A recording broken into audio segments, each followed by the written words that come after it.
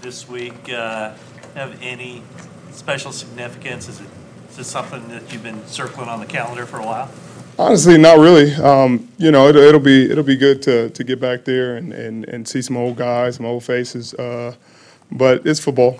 Football is football, and go out there and do my job and try to help our team win the ball game. When the 49ers would come to Seattle, obviously they haven't won since 2011, and the rivalry was a lot different back then. What was the level like in that locker room? I mean, Pete always the one-game seasons, but was there ever extra intensity at the division rival, obviously, and just the streak you guys had? Honestly, not really. It was every game's championship opportunity kind of deal. One game at a time. That's the thing that allows you to play at a high level and not really worry about who the opponent is. How do you reflect on the way things ended in Seattle? It's unfortunate. Everything has to come to an end, though, at some point. It's just unfortunate that it had to come to an end the way they did. But, it is what it is. Richard, this isn't what you signed up for. I mean, everybody seemed to think that the 49ers and Seahawks were now, after last season, going in opposite directions. Are you surprised that they're doing as well as they are? We know you're surprised that the 49ers aren't, better, but not really. I mean, they're 6-5. It's not like they're 8-1 or 12-1. If they were that, I'd be very surprised. But kind of middle of the road. They're fighting in every game. They won some close ones. They've lost some close ones. Kind of expect that. Richard, you know that they're both very unsentimental business, but I think you expressed some surprise that the Seahawks, lack of a better term, got rid of you. Yeah, you just expect after you've done so much for a franchise that they wouldn't cut you while you're hurt. It's kind of more of a respect thing than anything, but they did, so you got to kind of roll with the business. You've seen other guys. The same happened to other guys. Did you think just because what you contributed to that organization, maybe? They've rarely ever cut anybody while they were hurt. So we hadn't honestly seen that very often. Pete said yesterday to us that he felt like you guys were kept in the loop, or you were kept in the loop. Were you? I mean, did you feel that way? Did you feel like 100%? 100%. We had open communications the whole time. Well, what he said wasn't comforting in any way, or what? Comforting. I mean, comforting and what you expect are two different things. I mean, football is not really a comforting game, and the business of football isn't a comforting thing. So it was just very matter of fact in business. Obviously, you guys it was kind of a special place in time there, what you had, particularly in that secondary. With the rules going the way they are, and you've been outspoken about that, of course, do you feel like we'll ever see something like that again? I have no idea. I don't think the league really wants that or cares to have that kind of thing again. They care more for offensive football, so thus they'll get to have a special defensive group to play that well for so long. I think it'd be very difficult to do. Because of the style of defense you have to play and the rules in which you have to play it. I mean, most of those hits that Cam enforced, most of those hits that most of us gave will get you kicked out of the game now, which is crazy. I think it's going to be harder and harder for guys to make the Hall of Fame on defense. Obviously, D-line is going to be different because, they can do what they do. D-line is D-line.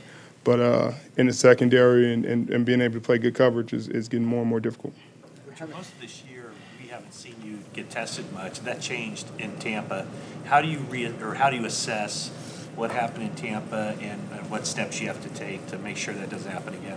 There's no steps you really got to take. Quarterback, moving around and creating kind of backyard football.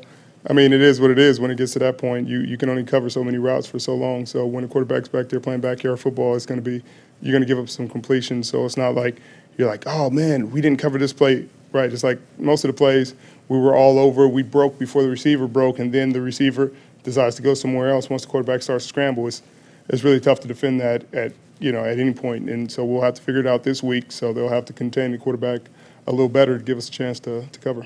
You've seen through the years what Russell is capable of doing. Yeah, I've also seen him throw 5 picks in a game. So you see what he's capable of on both sides of it. So you understand that he can be defended. So you go out there and give your team the best shot. Richard, what is your relationship with Russell? I don't really have a relationship with Russell. We were teammates. We played during a very special time for the franchise.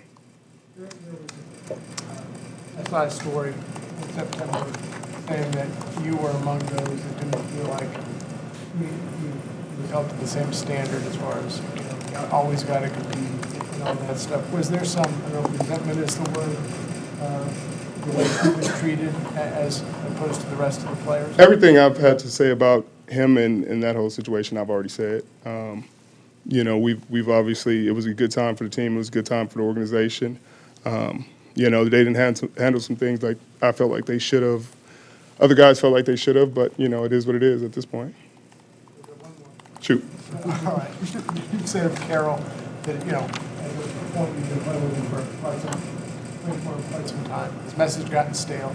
You felt the Seahawks had kind of lost their way. I think that was in relation to personnel evaluation. Do you stand by those things? 100%. 100%. I mean, with the, if you just look at the draft classes we had early on, and the draft classes they've had in the last 3, 4, or 5 years, the truth is the truth. I don't have to make stuff up. People can take it how they want to.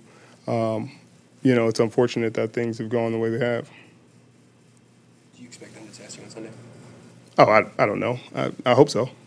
They have a new offensive coordinator. What have you seen from him? Has he changed things? They've run the ball a little bit more. Outside of that, the plays are essentially the same in the pass game. The run game is the same. They just stay more committed to it. They keep going. I mean, I've seen them run it on 3rd and 7, which is kind of crazy. Forward to guarding Doug Baldwin. Yeah. That's going to be really fun. We've played this game, on opposite sides for the past 10, 11 years, and I've guarded him. So it's not going to be that much different. It's just been a little bit more of a lull in between sessions. Do you have any idea what type of reception from the fans to expect? No, I don't. I don't even think about it, honestly. It's a game. It's a football game.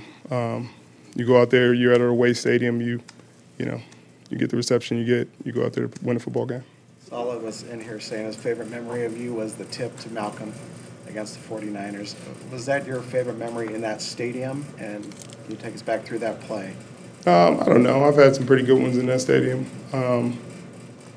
But that was a big one for the franchise, I would think.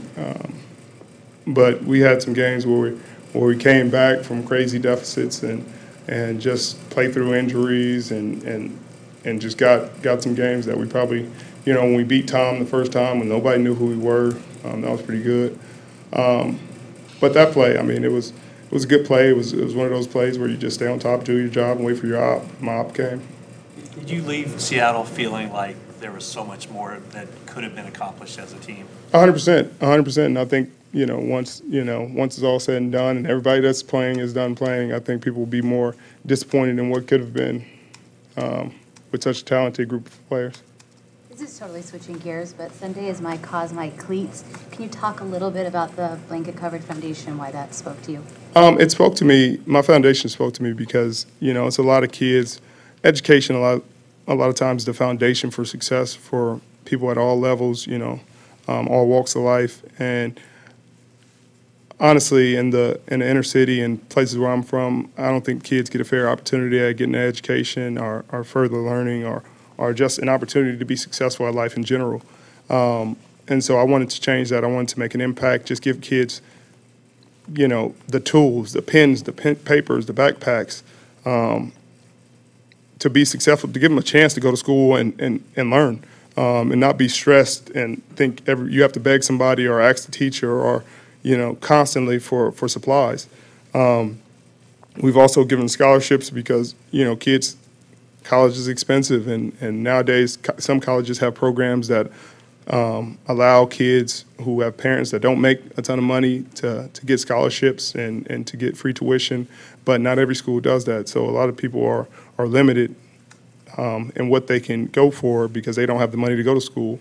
And I think that's unfortunate as well. I think everybody should be afforded the opportunity to go to college and to give themselves a chance at the American dream, and I don't think it's necessarily happen that way. So that's what we try to do. We try to give people a chance. We also try to help the homeless because, you just hate to see people fall bad on their luck, and especially kids, out on the streets, living in cars.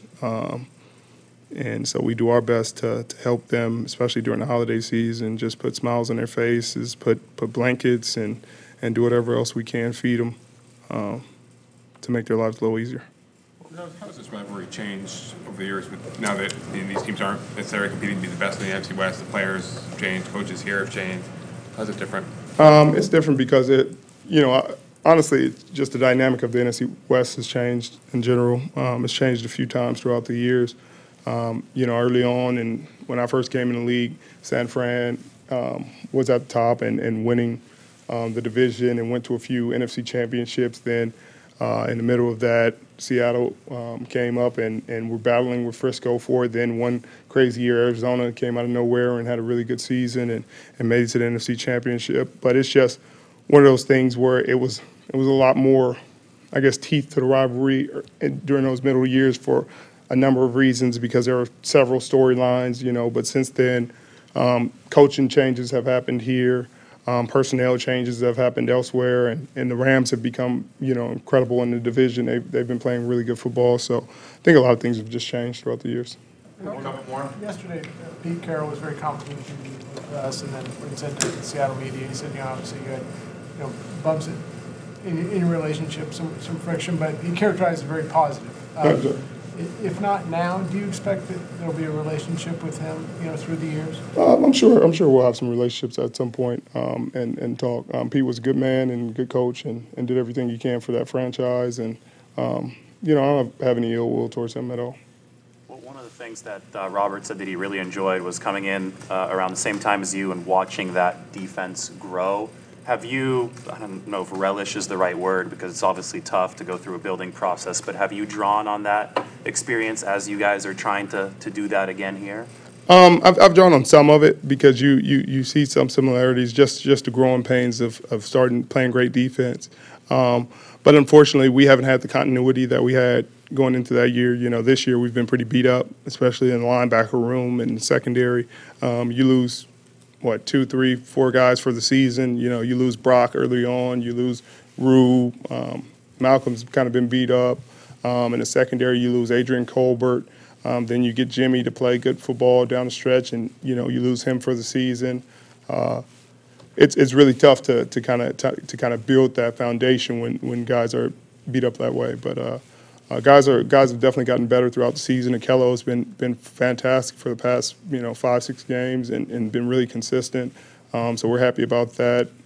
Tart has been consistent all season when he's been on the field, and we've been happy with what Fred has been able to do. Obviously the D-line has been intact, and they've been playing some really good football, especially in regards to the run game. So you definitely see some qualities, but we need more continuity in the back end linebacker room to give us a chance. How much responsibility or how much credit do you think you deserve for the spread of sort of this style of defense? Across the league? Well, I don't know. I personally deserve credit. I think if you're talking about that defense that we were a part of, I think it deserves a ton of credit. Cam Chancellor innovating really the strong hook, weak hook spot in the defense, strong safety spot in general. Earl Thomas really revolutionizing the way people play the middle of the field. It's not like anybody's played it like him, but just changing the way people look at the way a middle field player can impact the game. Bobby Wagner in the middle, KJ Wright, Mike Bennett with his small pads, 270 pounds playing 3 technique and playing end. I think he changed the way people viewed that spot. It used to be a 320-pound man spot. You can't play it at 270 or 275, and he changed that. Cliff Averill, came off the edge, just wrecking havoc. I think it changed the way people looked at the way a defense can impact the game. All right, thanks, guys. Thank you.